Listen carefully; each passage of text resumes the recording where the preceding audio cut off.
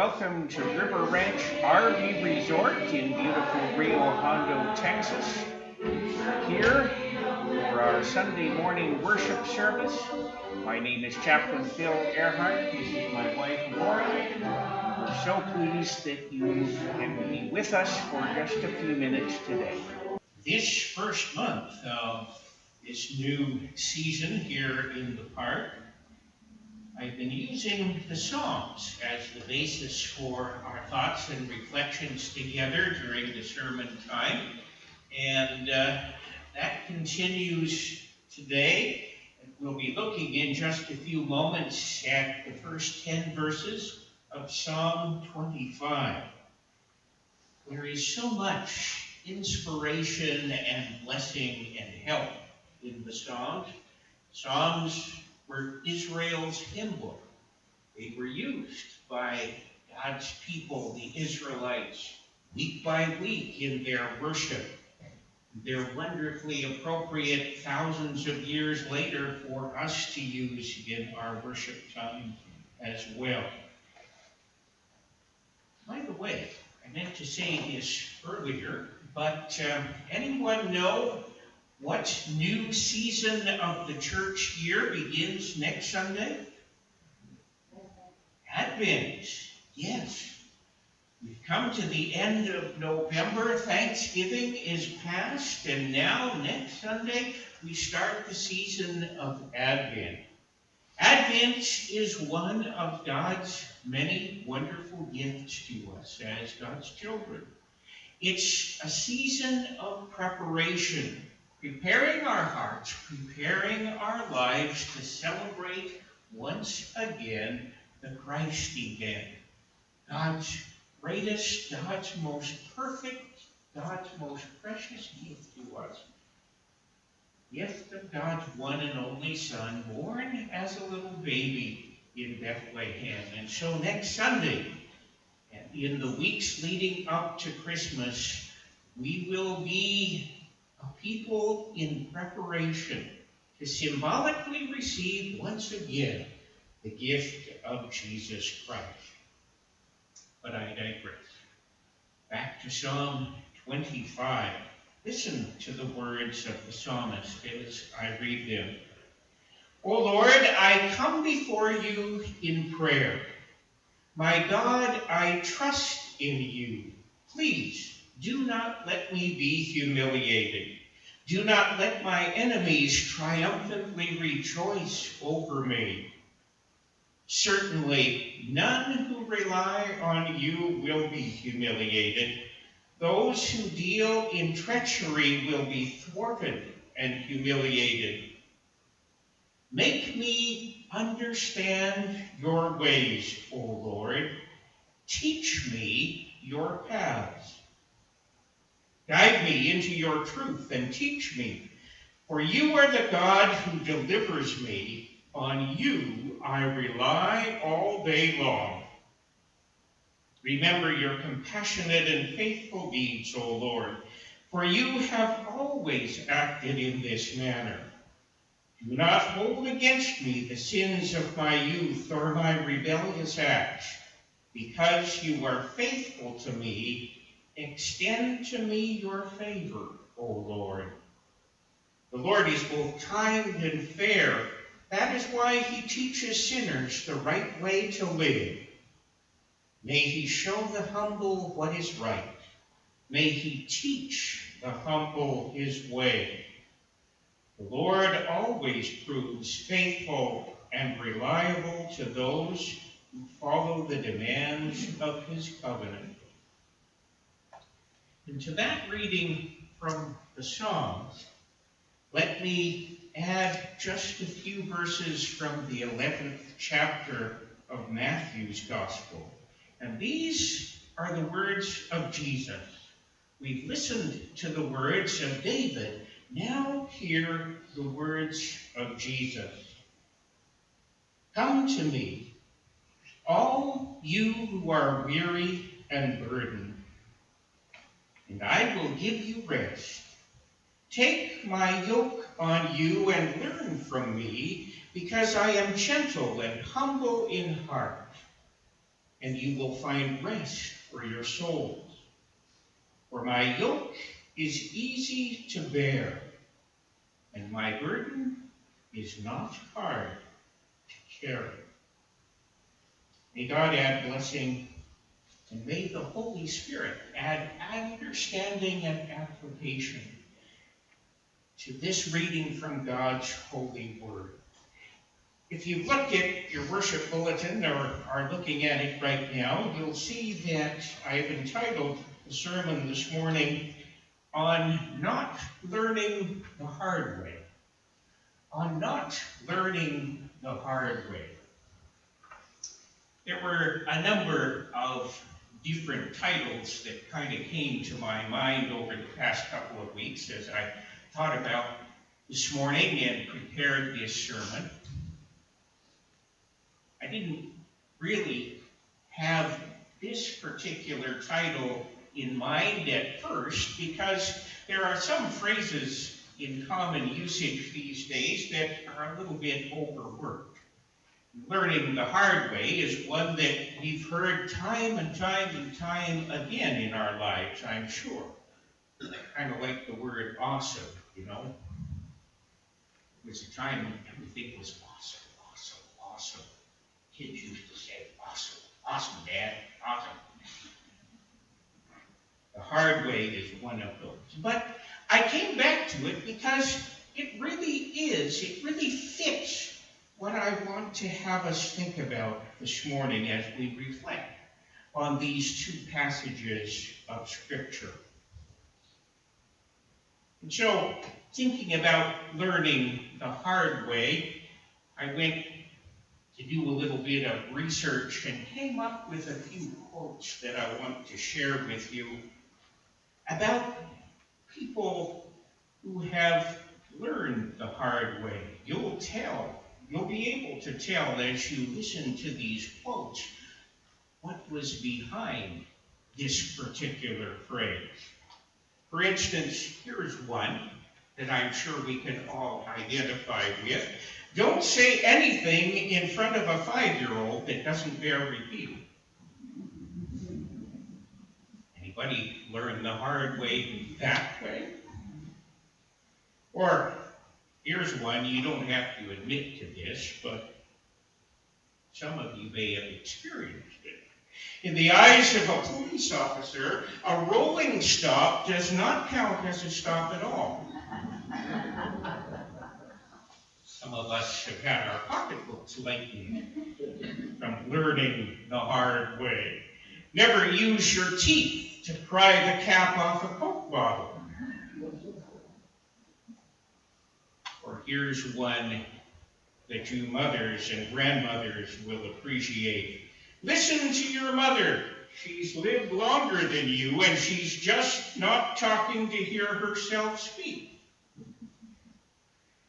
Or don't sit down in a cow pasture without first checking the ground around you. Well, you get the point. Sometimes,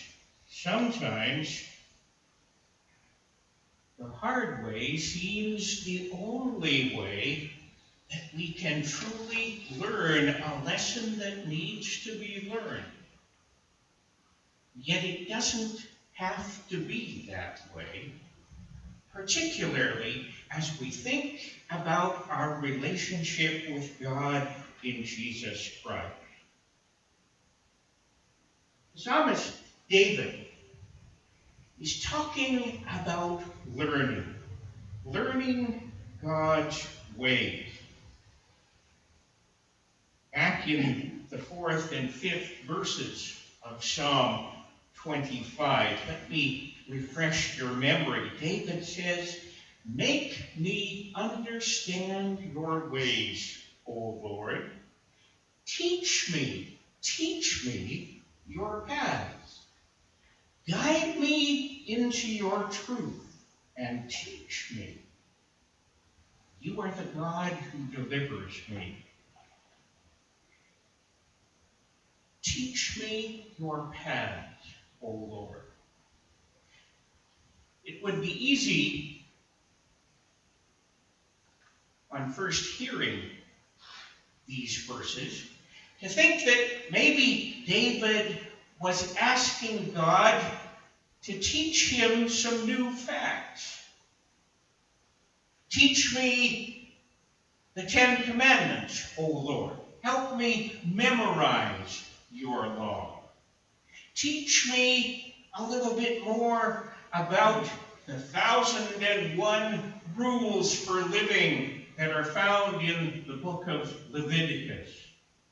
Teach me the proper words to say when we come into the holy temple, the house of worship.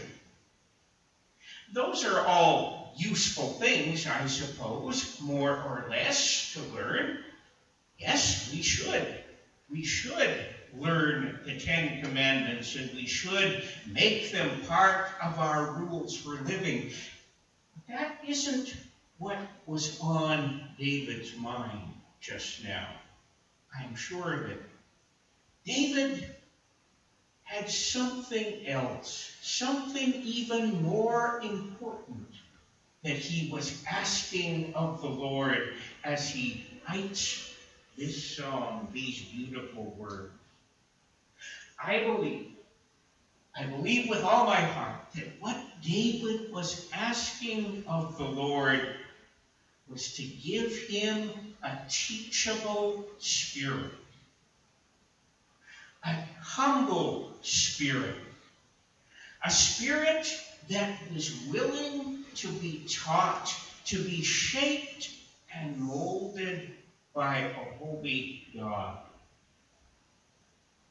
Because David had realized a truth that you and I need to recognize and realize and make a part of our living as well.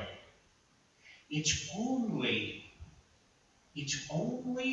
as we learn to have a teachable spirit, a humble spirit, that we will be able to go through life without learning the hard way. I'm sure that when you were young, at one time or another, you heard from Mom, or perhaps you heard from Grandma, don't touch the stove. It's hot. You'll burn yourself. Keep your hands back. I can remember when my grandma lived with us when my brother and sister and I were quite young. She lived with us for several years before she passed away, and Grandma loved to bake things. And we, as her grandchildren, loved to eat the things that she baked. She baked wonderful pies. She made banana bread that was to die for. And we would come home from school, and usually every day, about the time we came in the door, Grandma was taking something out of the oven. And on this particular day, she was taking a couple of pans of banana bread out of the oven, put them up on the kitchen counter to cool.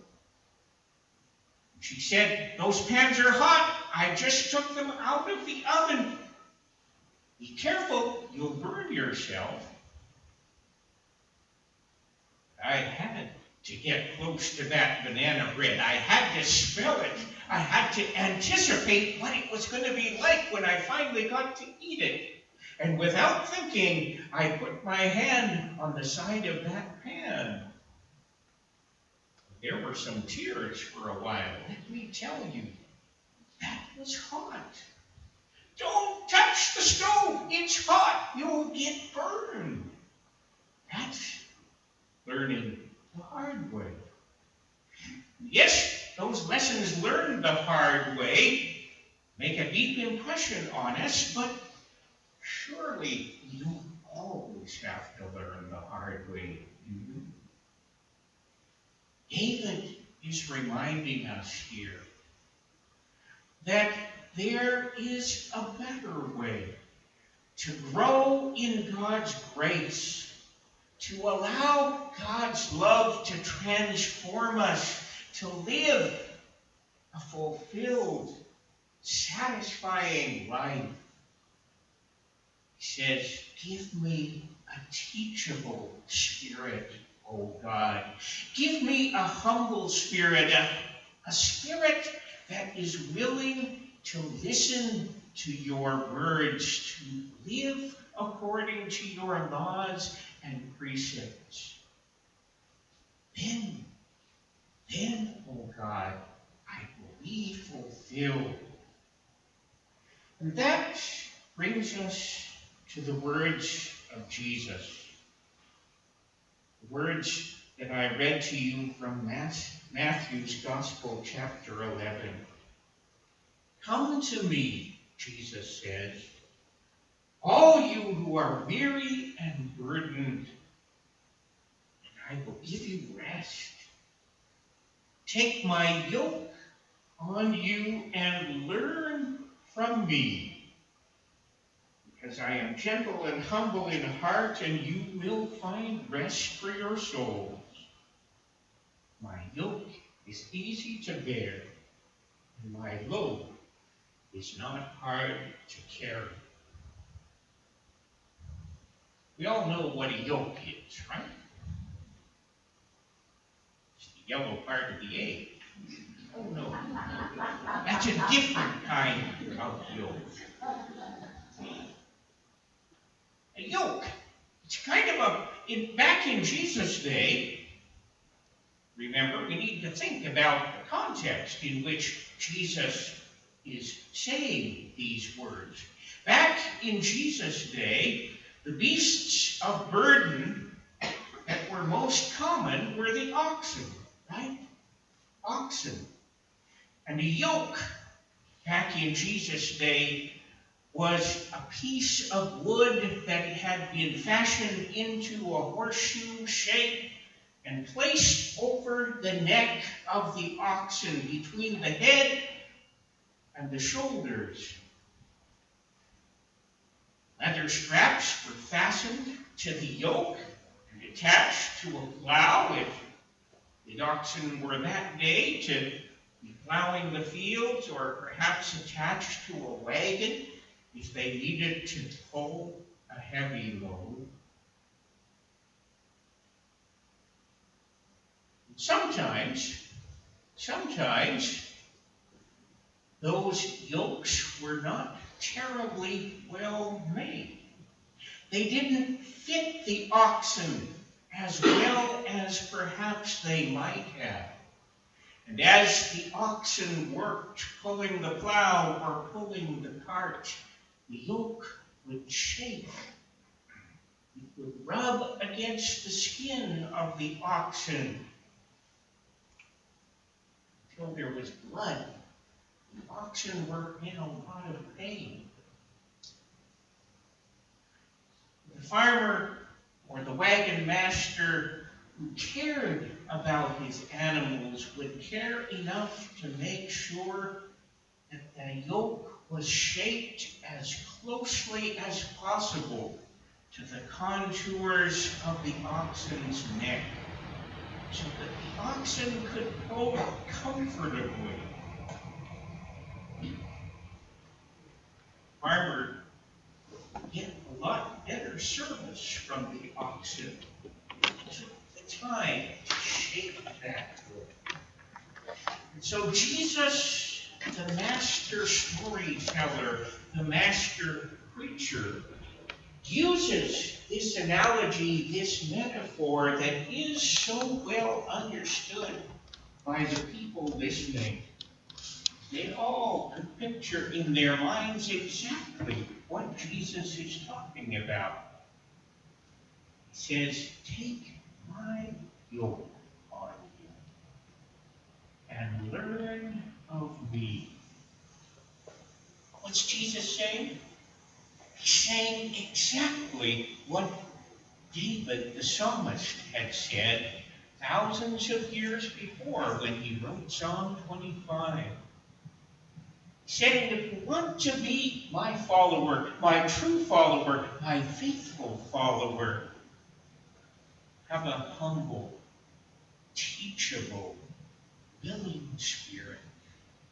Be willing to take the yoke of service, the yoke of discipleship, and place it on your neck. And you will find, perhaps to your amazement, my yoke is easy. The load that I ask you to carry is light. You will find rest. You will find rest to your soul. What does it mean? What is this rest that Jesus is talking about? He's talking about peace of soul. He's talking about contentment, even in perhaps the most trying of circumstances. He's talking about joy and fulfillment that nothing can take away from us.